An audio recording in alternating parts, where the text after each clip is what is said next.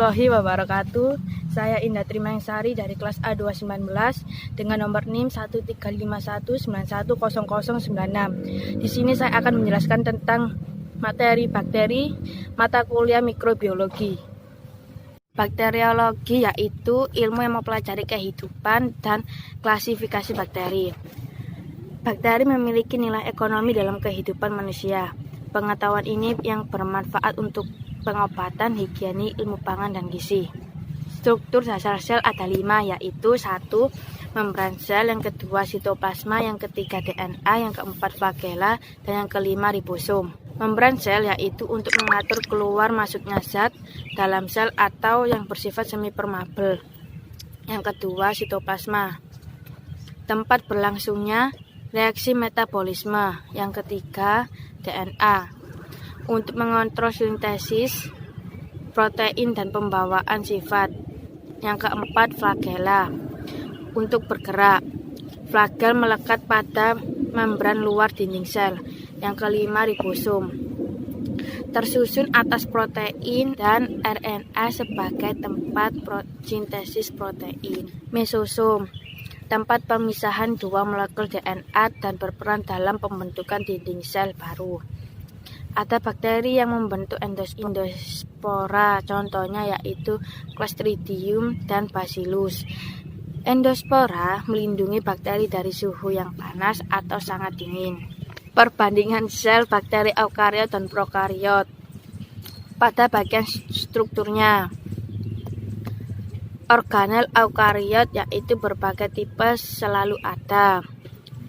Nukleusnya belendong aparat. Organel prokariot tidak pernah ada. Nukleusnya DNA berhubungan dengan sitoplasma. Pada bagian komposisi, eukariot lipidanya umum, sterol selalu, dinding sel tidak ada. Prokariot, lipida sangat jarang, sterol, hanya ada mikroplasma, dinding sel, peptidoglikan dengan asam muramat. Pada bagian organisasi genetik, eukariot, kromosomnya banyak, diploidinya diploid, histon atau nukleosomnya ada. Prokariot, kromosomnya ada 1, diploidinya tidak ada, dan histonnya berpasangan. Ukuran bakteri.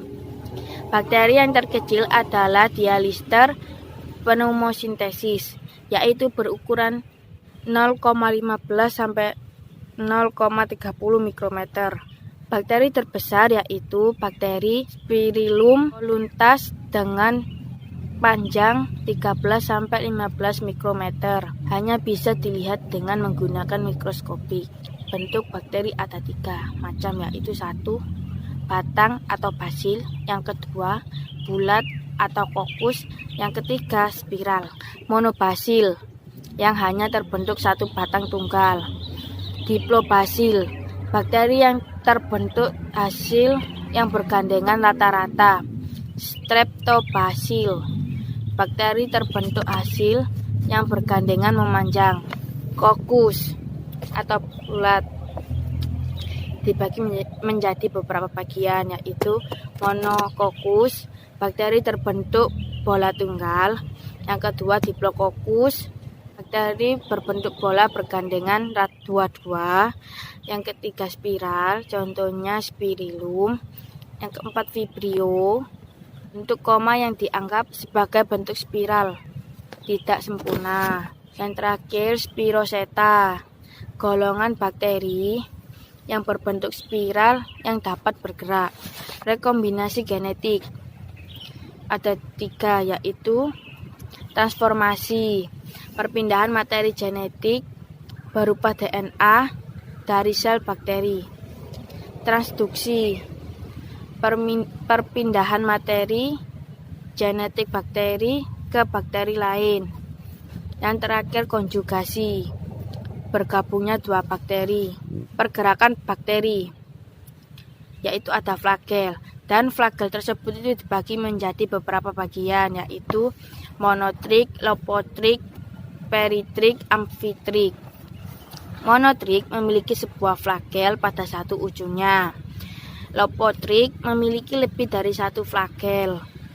Amfitrik kedua ujungnya dapat satu flagel.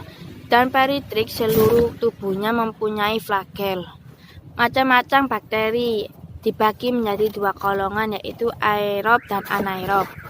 Aerob contohnya Nitrosococcus dan aerob Streptococcus lactis. Untuk memperoleh makanannya dibagi menjadi dua golongan, yaitu heterotrof dan autotrof. Heterotrof bersifat saprofit dan bersifat parasit.